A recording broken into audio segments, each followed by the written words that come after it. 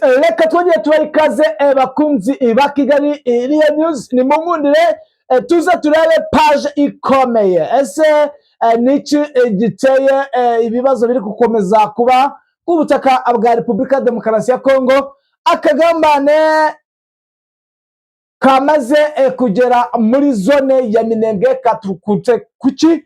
Uramenya kantu ku kandi umenye bamwe mu bakomeje kugenda bagambanira force za AFC M23 ndetse na MRDP twirwaneho. Ni mumundire ku murongo wa telefone turi bwakire umuroko informa atumenye situation. Ibi byose bikomeje guteza akaduruvayi hafi neza n'umujyi wa Goma. Ni mu gihe kandi mu rwego rwa diplomasi ibikomeje kumaza iminsi ibyibazwaho kuri Twitter y'umuhungu wa Habyarimana wahoze ari perezida wa Repubulika Demokarasi wahoze ari perezida w'igihugu cy'u Rwanda. Hari ubutumwa bwateye Zagari bwateye ikibazo yanditse. Ibyo byose uraje umenye ese yanditse ibiki. Ibintu yanditse bisa nk'ibihakana genocide kandi genocide izwi kandi yarateguwe, aho yavuze yuko perezida ari we papa we babanye kandi ibyo bintu bitigeze baho, yayoboraga neza igihugu cy'u Rwanda. Ni mu nkunde rero tuze turebe kantu ku kandi tujye ku murongo wa telefone twakira umuroko informa atubwira uko situation ihagaze ku mirongo y'imbere y'urugamba front line. Ibi byose bibaye nyuma yaho n'ubundi yiyunze cyangwa agize ubumwe na perezida wa Repubulika Demokarasi ya Kongo Kisekedi Chilombo, aho abafitanye ubumwe bukomeye cyane bwo gushinga force bivuga ko izaba ihagarariwe n'uwiyise perezida ni Padiri Thomas Nahimana uba hanze nawe, ndetse bikavuga ko uwo bitsa Kayumba Nyamwasa wavuye mu gihugu cy'u Rwanda wanayoboye mu nzego za gisirikare azaba akuriye iyo force, ubwo azaba ari umugaba mukuru w'izo ngabo. Ibi ni byagiye bigaragara kandi binatangazwa. Ni mundi rero tuze turebe page ikomeye turebe uko byifashe n'uburyo situation ihagaze. Mbere yuko tutagira rero reka mbaze mashimire mbifuriza amahoro y'Imana mwe mwahisemo kubana natwe. Ikindi kandi namwe mukiza bwa mbere nta kindi musabwa kugira ngo mwinjire mu muryango mugara Demba kumva mukora cukumbuye kandi yizewe, kitari gukora subscribe. Nyamuna mujye mukora like munasharinge bityo tubane mu makuru acukumbuye kandi yizewe. Tutatindiye rero reka tubanze turebe kuri frontline uko byifashe kugira ngo dukomeze tubumbure urupapuro rw'amakuru akomeje kugenda agaragara muri ibi bice, haba mu gice cya Kongo muri zone ya Nord, muri zone ya Minembwe ndetse no mu gihugu cy'u Rwanda. Ibikomeje kwibazwa ese bimeze bice, ese yashubizwe iki uwo muhungu Jarik? Anje tugiye kubana ni Damien Umugisha, ndetse ku murongo wa telefone turi kumwe na Bwana Bizima. Bwana Bizima wiriwe neza? Wiriwe neza. Duherukana mu gitondo tuvuga uko situation ihagaze igoma, ndetse dukuraho n'urujijo. Abenshi bari batangiye kugira ubwoba ati ese byagenze gute? Bamwe hari n'amatangazo yatangajwe, FARDC yatangiye gutangaza ko Sultani Makenga atari guhemba abasirikare, akaba ariyo mpamvu ngo bari kurwanira mu mujyi wa Goma. Ibi ni byagiye bihwihwiswa, ariko Bwana Bizima wenda turi bubigarukeho. Ariko mbere yuko wenda tuza kugaruka kuri icyo kintu cyagiye gitangazwa n'ihuriro rya FARDC, urumva ko uko byagenda kose baba baboneho ibyo bavuga. Ndagira ngo ubanze utujyane kuri frontline kugira ngo twapudetinge abakunzi bacu uko byifashe sahingeye. Reka twerekeze muri Nord Kivu n'ubundi mu gace ka Masisi, aha muri izi za Nete na Bugabo, ndetse ubona ko aka gace karimo imirwano itambutse, ndetse na bugingo no ubona ko coalition yo muri iki gice yanze kuva ku izima, aho ibaye nkaho ihombeye aka gace yabashaga kuba yaragenzuraga mu bihe byatambutse. Nta gace ubona ko FARDC igakeneye cyane bikomeye, ariko byayigora kugira ngo ibashe kukisubiza, kuko uduce yasaga naho yari ifite muri iyi minsi itambutse muri akse ya Gatobotobo n'aka ka Bugabo ndetse na Ntete M23 na gatatu yari isa naho yari yikuyemo ikaza kubisubiza muri iyi minsi ibiri itambutse. Ubu n'ubundi ntabwo irava ku izima kuko ikomeje kugerageza kohereza drone muri utu duce z'ubutasi ndetse no kuba hari izibasha kuza zishaka gusatira hafi y'akazinga ngo babashe kuba bagira ibitero bya drone barasa mwaha, ariko ubona ko M23 hano yakaniye cyane ku rwego rwo hejuru. Ubona ko abasirikare bari kurwanira muri aka gace ku ruhande rwa 23 ari abasirikare ba Special Force babigize umwuga, kandi ubona ko imirwanire yabo itandukanye cyane kuko iyi coalition iri muri kano gace yari ifite imbaraga kandi ni coalition nini cyane irimo abarwanyi bakomeye bamaze igihe mu ntambara ba FPR, ariko ubona ko 23 yabaye nk'ibafungira amayira kuko bifuzaga kwigarurira aka gace kagaragaramo uyu muhanda ubona ko ari ingenzi bakeneye cyane werekeza muri Warikare na Karehe ndetse ukaba ubahuza n'iyi zone ya Masisi. Rero ni ahantu h'ingenzi cyane ubona ko bahatakaje basa naho byibuka igihe bamaraga kuba imirwano muri kiriya gice cya Rubaya bikadukira za Gatoyi. Ahangaha bahigaruriye umujinya mwinshi bari bafite nyuma y'urupfu rwa Lieutenant Colonel W'Ingoma, ariko iyi coalition mu kubatakaza byayibanye ikibazo cyane ku buryo ubona ko operation zayo iri gutegurira muri izi nce zaba za Warikare, Masisi ndetse na Karehe bibagora cyane bitewe n'umuhanda mugari mwiza cyane kandi ukoreshwa cyane uri muri kino gice, ukaba asa n'ugenzurwa na 23 kandi ukabona ko bo indi mihanda n'ubundi buryo bakwifashisha bwose kuri FARDC basaba guca inzira za kure cyane ndetse bikabatwara n'urugendo rurerure. Ubona ko bibabangamiye cyane, ariyo mpamvu ubona ko aka gace gashobora kuberamo operation zikomeye cyane za drone ndetse n'imbunda ziremereye ku ruhande rwa coalition bijyanye no kuba bifuza kukigarura, ariko M23 ikaba yarababereye imbogamizi ikomeye cyane kuba batabasha no kuhamara n'iminota 30 baramutse bagabye igitero. Yes, bwana Bizima, ni kuri axe wenda sinzi nimba hari axe yindi iri kuberamo imirwano, sinzi nabwo atunyarutseho kugira ngo dukomeze turebe ibikomeje kwibazwa n'abatari bake. Yego, akandi gace kavugamo iyi mirwano ubona ko ikunze kubaho cyane, ariko muri iyi minsi bakibasha kuba nkaho aribo bagaye ibitero, ahubwo M23 niyo iri gukora operation y'uburyo bwo kugira ngo ibashe gusa naho ikura iki kintu kizaba nk'igihoraho. Uri kubona operation ziri kubera muri iki gice cya Goma ndetse n'ubu muri Kausibiega. Iyi parike isa naho iri muri Sud Kivu kuko iherereye muri urugabano rwa Karehe ndetse na Warikare na Kabare. Byose akaba ari uduce dukora kuri iyi pariki nini cyane, kandi ubona ko yari imaze igihe irimo abarwanyi ba FPR na Wazalendo ndetse n'aba FARDC muri ya pariki yari imaze iminsi igaba igitero hariya ku kibuga cy'indege. Rero iyi ni operation 23 iri gutegura cyane kandi yagezemo ifite umugambi w'uko ishaka gukora operation muri iri shyamba ryose ku buryo nta birindiro by'umwanzi bigomba kugumamo, noneho bagafungira mu nce z'inyuma kugira ngo be kongera kwifashisha iri shyamba baza kugaba ibitero muri iki gice kigenzurwa na M23, mu buryo ubona ko ari ikintu gishya FARDC ifite cyo kubangamira ituze ry'abaturage ndetse n'umutekano wabo mu buryo bwo kugira ngo ibateze ikibazo kuri bo na M23 bumve ko batabashije kubarindira umutekano nk'ibi bikorwa biri gukorwa mu gice cyabo. Yes, bwana Bizima, sahi mu Minembwe byifashe bite?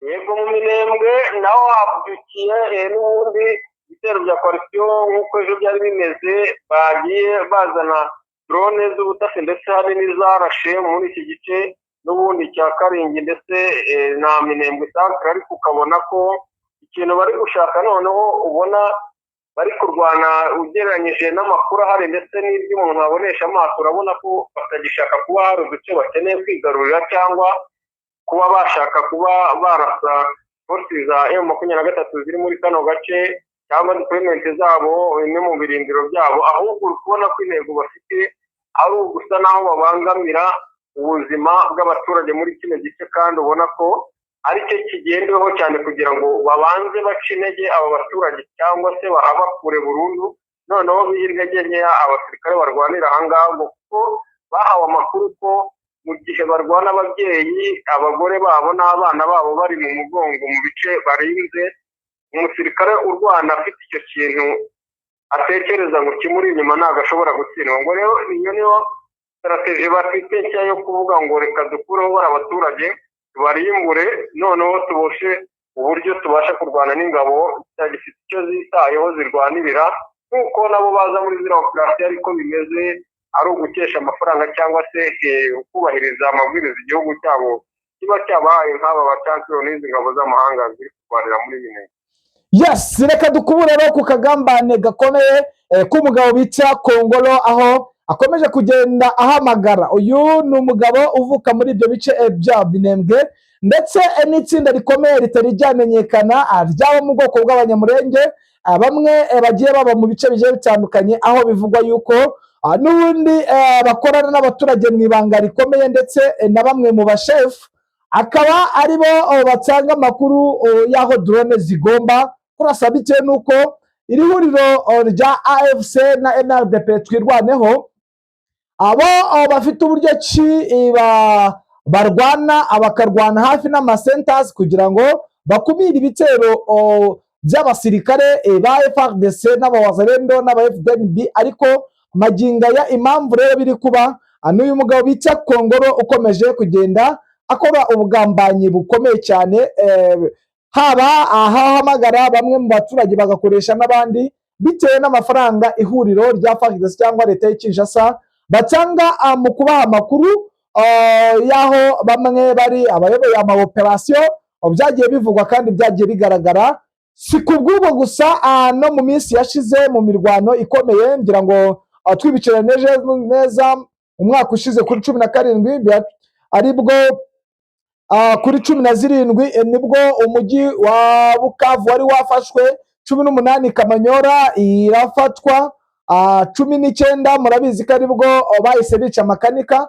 Ubu ni umugambi wateguwe kubera yuko mu kwica uyu makanika bwari uburyo bwo kugira ngo base nk'abaca intege yitwirwaneho. Byagiye bigaragara mu manama agiye atandukanye aho na leta Antoine Felix Tshisekedi yicaranye n'abasefu bo muri biriya bice, ariko ubona yuko ari ibintu bigiye kugenda biba bibi cyane, bitewe n'uko harimo ibintu by'akagambane, kandi hajemo akagambane batabashije kutajya mu by'akagambane. Murabizi ko Kongolo aherutse yigeze gutangaza mu minsi yashize, bitewe n'uko yari afite amakuru ko ihuriro rya FARDC riri bufate aka gace, yaje kuvuga amagambo akomeye avuga ko ari ngombwa ko n'ubundi abakwicara bakajya ku murujyo wa leta bakumva ibyo leta ibabwira, kandi nyamara iyi zone kubazi neza situation nta ubundi yari komine, ariko baza kuyiyambura. Ubona yuko bajujubye kuva kera, kuva 2017 ibi byose nibwo byatangiye kuba, maginga ya kugeza n'izi saha niko situation ihagaze. Rero akagambane niko gakomeje kugaragara muri ibi bintu byose biri kugenda biba. Bwana Bizima, mbere yuko tukomeza andi makuru unyemerera mvugeho ku muhungu wahoze ari perezida w'igihugu cy'u Rwanda Habyarimana, uwo bita Jarike Habyarimana, uherutse gukubuka muri icyo gihugu cya Repubulika ya Demokarasi ya Kongo mu mugambi ukomeye wo gushinga umutwe ukomeye, bivugwa ko uzaba uyobowe n'uwo bita Nahimana, yiyise perezida wo mu buhungiro. Nahimana Thomas yari padiri, ndetse bikavugwa ko uzaba uyobowe umugaba mukuru w'ingabo azaba ari Kayumba Nyamwasa. Ibi rero bikomeje kuba bikaba byateye urujijo ku batari bakeya. Ni ibyanditswe ku rukuta rwe rwa X, urwahoze ari Twitter, aho uyu Jarike Habyarimana yavuze amagambo yanditse mu Gifaransa kuri X, avuga yuko perezida Habyarimana yari afite imiyoborere myiza, ndetse ibyo bavuga jenoside itigeze itegurwa. Ibintu byahise bigarukwaho na Bizimana aho yamusubije neza cyane kandi nawe wenda usomye amateka cyangwa ukaba warabayeho mukuru cyangwa ibi byarabaye byose ureba bigenda bigaragara, kandi ibi byose biba ari ukubera ikintu cyihangana mu bintu by'ivangura.